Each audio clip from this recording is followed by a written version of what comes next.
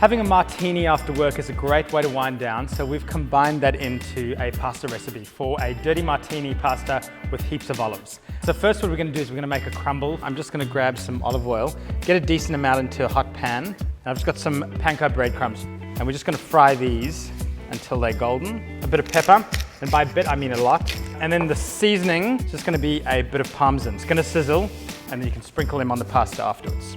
Our crumbs are done, and I've got a large pot of water coming to the boil. Just finely chop an onion.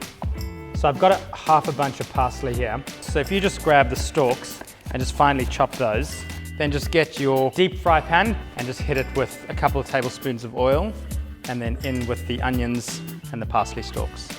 And we're going to cook these for about 3 to 4 minutes until they're softened. At this point, we can see our water's boiling, so we can chuck in our pasta.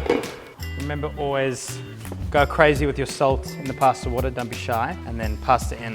So obviously, being a dirty martini, we've got to have some olives. I've got 150 grams of pitted green olives, and then I've got some really good Sicilian olives here, which usually, if you're buying the good stuff, have not been pitted yet. So to pit the olives, just go on the sides and cut off some cheeks.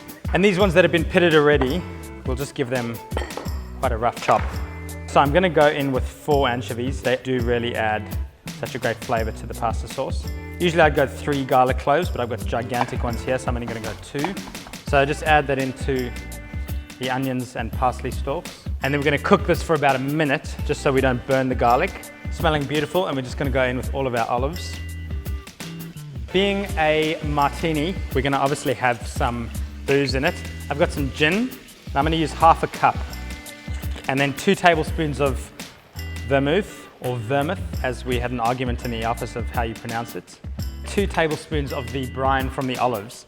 It is a dirty martini, so it means you need the olive brine and some pepper. And now bring that to simmer, and we're going to cook that for about 2 to 3 minutes. Let that gin reduce down. So that gin has reduced down nicely. So the sauce is really rich, but still has all those botanicals of the gin. A little bit of salt, not too much, because those olives will already be quite salty. And just to balance those flavors, just a pinch of sugar. You're not going to taste any sweetness.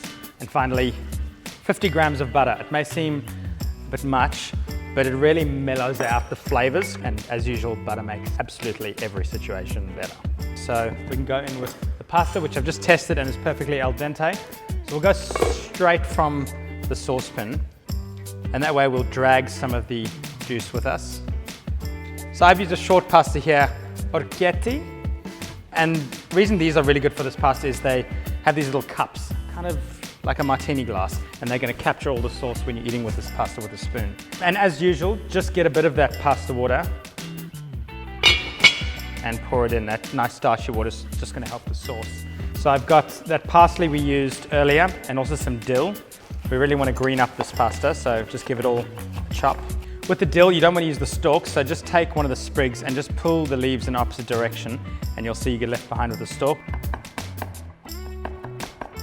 Go in with all those herbs, stir through, and this is definitely the type of pasta you eat with a spoon, but just really pile them up in these bowls. And then just a bit of lemon juice on top. And then these are the crumbs we made earlier. Super, super crunchy. They're going to add a really nice texture to the top of the pasta. And then why not a little bit more parmesan? As if there weren't enough olives in this yet, some extra olives. And we'll chop up some herbs to just go on the top as a garnish. Has the word dirty in it, but I guarantee you these are absolutely delicious.